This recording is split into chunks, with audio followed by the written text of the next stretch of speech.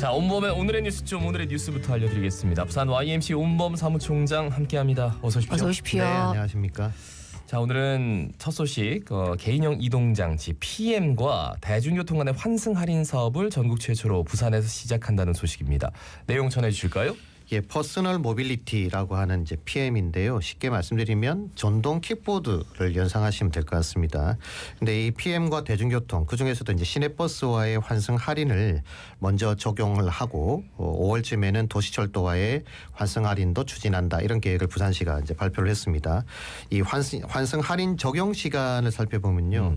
일단 PM이나 시내버스 어느 수단이든지 먼저 탑승을 한 다음에 이후에 이제 30분 안에 다른 수단을 연계해서 사용하게 되면 500원의 운임 할인을 혜택을 받을 수 있도록 이렇게 하는 내용인데요.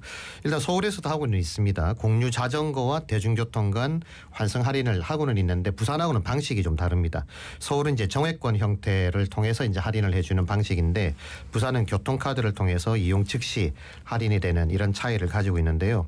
물론 이 사업은 이제 전면 시행하는 것은 아니고 부산대 주변과 도시철도 부산대역 그리고 장전역과 같은 금정구 일대에서의 일단 시범 사업을 먼저 시행을 하고 시범 사업 결과에 따라서 이제 전체 부산 전체를 시행할지 여부를 이제 검토한다 이런 내용입니다. 예, 이제 이동 시간 줄이고 할인도 받을 수 있다 하는 거는 좋은데 사실 이제 문제는 이 PM 하면 안전하고 이거 온천지 거리에 그냥 방치돼 있었고 지나가는 사람 다치기도 하고 이런 문제가 있는데 요거 해결해야 될 문제도 상당 부분 있지 않습니까? 네, 그렇습니다. 일단 시범 사업 대상지를 부산대 주변으로 한 건 아무래도 젊은 층이 좀 많고 기존에도 PM을 이용하는 이제 학생들이 많다 보니까 이용 환경이 그렇게 나쁜 편은 아니죠. 또 해당 도시철도 역사에도 PM 주차장을 새롭게 이제 정비를 해서 이제 환경 변화도 또 이용 환경을 좀 촉진하는 이런 부분에서는 굉장히 긍정적인 부분도 있는데 여기에 이제 부산시의회가 지난달에 관련 조례를 통과를 한 게 있습니다.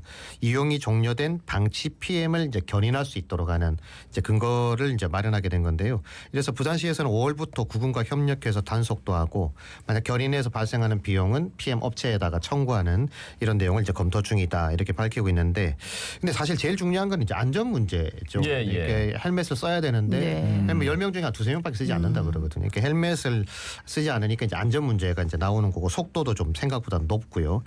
그래서 피해 관련 교통사고가 2017년도에 117건이었는데 2021년도에는 1,735건, 10배 이상이 이제 대폭 늘었습니다. 물론 전국 통계이긴 합니다만 이용자가 많아지는 만큼 이제 위험성도 그만큼 높아지고 있다 이렇게 볼 수 있는데 어쨌든 PM 안전 의무 조치가 적용된 도로교통법 개정이 2022년도에 일단 시행이 되긴 했습니다. 근데 여전히 말씀드렸던 것처럼 안전모를 쓰고 있는 이용자를 발견하기가 쉽지 않고 또 아무리 편리성을 고려한다 하더라도 이 위험적인 요소들이 방치된 상태에서 이 뭐 촉진이 된다 하면 사회적 손실이 오히려 이제 편의성보다 더 커질 수 있는 이런 위험 요소도 있다. 이것도 고려를 좀 해야 될 것 같습니다. 뭐 한 가지 눈에 띄는 거는 이제 환승 할인 해줄 테니까 견인하는 비용을 규칙 사유가 그쪽에 있으니까 업체에 물겠다 이런 건데.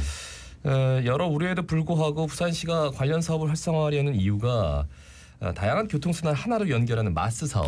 이전에 한번 설명을 드렸습니다. 15분 도시 부산 구현을 위해서 필요하기 때문이다. 이렇게 얘기하고 있네요. 예, 일단 서울이나 수도권 일부를 제외하고 나면 대중교통 이용률이 굉장히 떨어지는 편입니다. 이제 그래서 대다수 도시들이 이제 편의성을 좀 높여서 이용률을 제고시키려고 하는 이래서 이제 마스 사업 같은 것들을 이제 추진하고 있는데요. 이 마스는 PM을 비롯한 모든 교통수단을 통합해서 이용 편의성을 높이기 위한 정책입니다. 그러니까 PM부터 뭐 버스, 마을버스, 심지어 택시까지를 다 연결하는 이런 부분인데 일단 에코 델타 시티 건설과 함께 시범 사업이 현재 계획이 되어 있습니다. 근데 이 사업에도 핵심은 PM과 연결 여부거든요. 아무래도 이제 집에서부터 뭐 할 수가 없으니까 공유 자전거나 PM을 통해서 대중교통의 접근성을 높이는 이런 방식인데 일단 그 단순히 관광이 아닌 이 출퇴근을 비롯한 이동의 한 수단으로서 이걸 활용하겠다라고 하는 거는 일단 도로 사정을 좀 봐야 됩니다. 에코델타 시티는 계획 도시니까 그런 걸 미리미리 설치하면 좀 용이한 부분이 있겠습니다만 기존 도로는 그렇지가 않지 않습니까? 그리고 이제 PM의 무분별한 또 위험 운행 또 관리가 만약에 개선되지 않는다라고 한다면 저는 성공보다 실패할 가능성이 더 높아 보인다 이런 우려도 있는데요.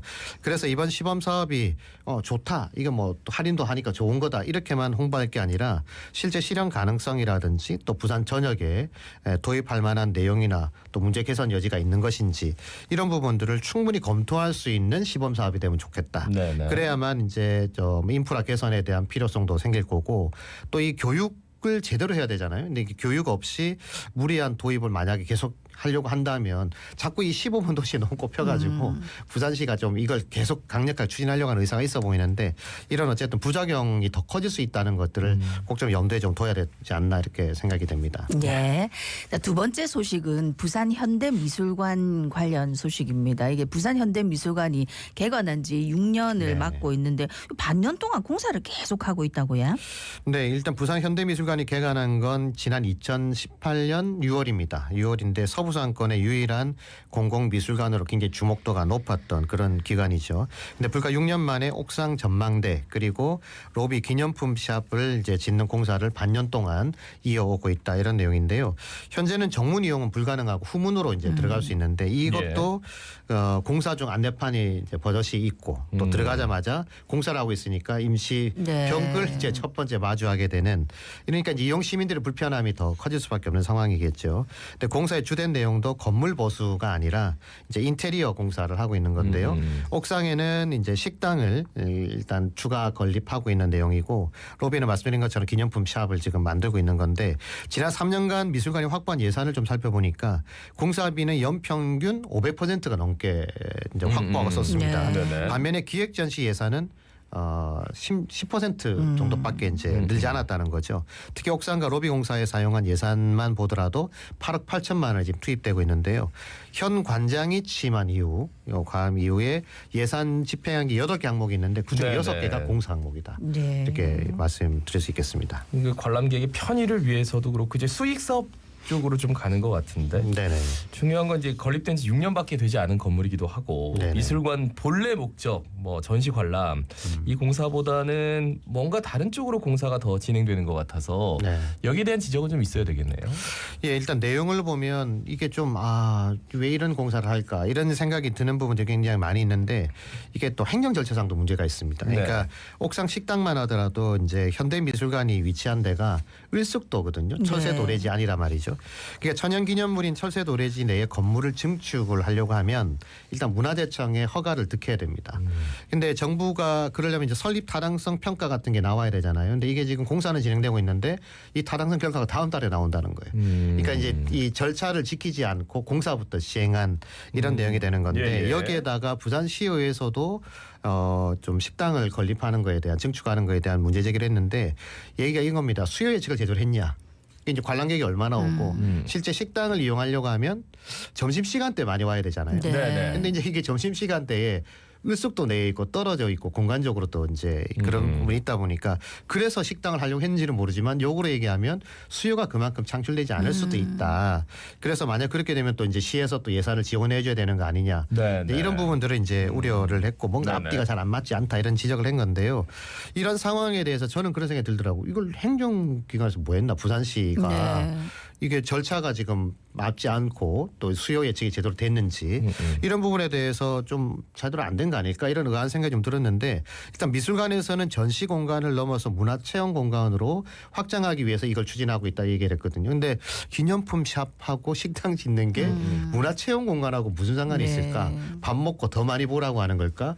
이건 아무리 긍정적으로 생각해도 이 취지와는 좀 맞지 않다 이렇게 좀 말씀드릴 수 있겠습니다. 그러니까 현대미술관 하면은 그 건물 자체도 참 멋있게 잘 지었다 해서 기대를 많이 갖고 안에 들어갔는데 가림막이 있고 공사 중이고 이렇게 하면 그것부터가 좀 문화체험과는 상관없이 불쾌한 기분만 줄 것 같은데 근데 어쨌든 간에 뭔가 성과를 보여주고 싶은 생각이 좀 큰 게 아닌가 싶고요. 그런 만약에 이렇게 연역이 짧은 기간일수록 좀 운영 철학이나 방향성이 좀 더 명확해야 되는 게 아닌가 싶네요. 예, 현대미술관 홈페이지에 가보면요. 운영 그 비전과 가치가 나와 있습니다. 이제 지역민과 함께하는 공동체 미술관 그리고 자연환경 생태로 특화된 글로컬 부산 현대미술관 이렇게 돼 있거든요.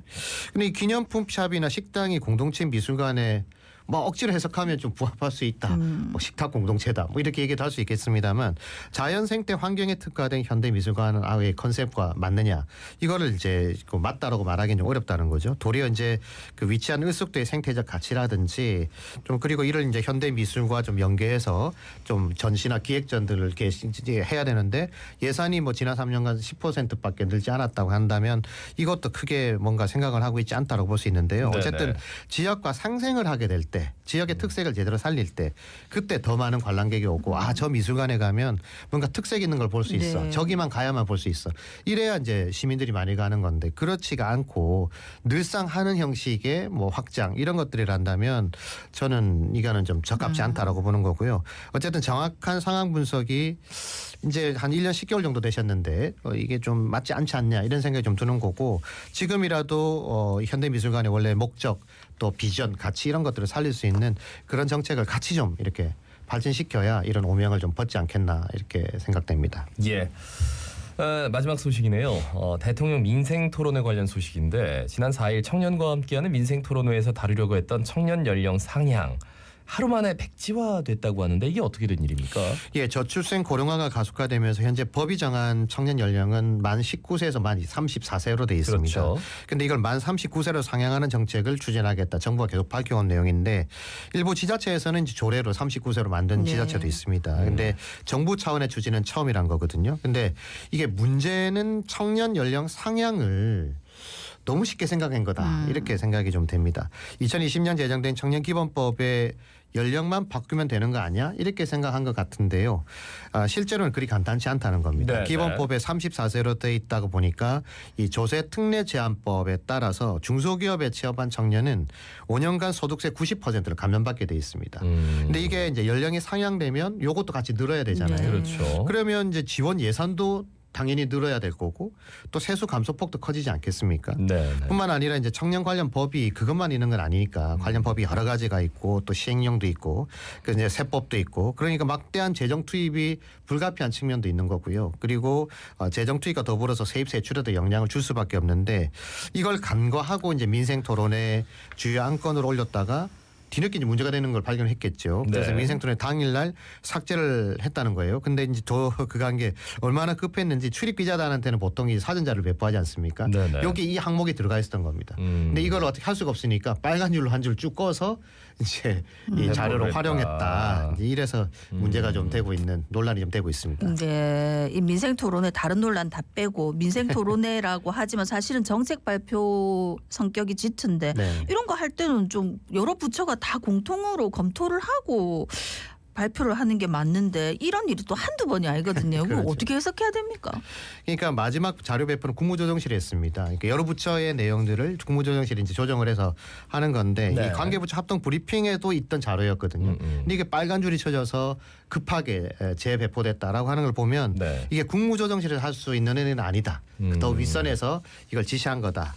물론 소수 여당이다 보니까 이제 법 개정이 쉽지 않아서 요즘 시행령 정치를 하지 않았습니까? 네. 근데 이제 그래서 이걸 너무 쉽게 생각을 하고 결정하는지는 몰라도 좀 이게 좀 너무 좀 안일하다 이런 생각이 드는데 특히 이제 민생 토론에 제시된 정책을 다 하려면 지금 900조 이상이 든다라고 야당들이 지금 비판하고 있지 않습니까? 근데 아무리 급해도 이 정책을 하나 시행하려고 하면 얼마나 많은 예산이 들어가는지 또 실제 어떤 파급 효과가 있고 어떤 문제점이 있는지를 충분히 검토해서 이런 우려에도 불구하고 이런 당위성 때문에 이런 정책을 합니다. 이렇게 표현을 해야 되는데 지금 대통령이 하는 얘기를 들어보면 그런 얘기 전혀 없지 않습니까? 네. 무조건 하겠다. 무조건 뭐 이렇게 예산 늘리겠다 이런 얘기가 있는데 어쨌든 이 예산을 어떻게 마련할 건지 이런 대책도 없이 하다 보니까 단 하루 만에 국무조정실이 통합했던 내용들 정부 공식 브리핑에 나왔던 자료가 빨간 줄이 꺼지는 이런 상황이 벌어지는 거라 어쨌든 국민들은 말이 아닙니다. 이 제대로 된 지속 가능한 정책을 신뢰한다라고 하는 것을 정부 관계자들 또 대통령님을 비롯한 모든 분들이 꼭 좀 기억했으면 좋겠다. 이 말씀 드리고 싶습니다. 네. 예, 오늘 소식 여기까지 부산 YMC 운범 사무총장이었습니다. 고맙습니다. 고맙습니다. 네, 감사합니다.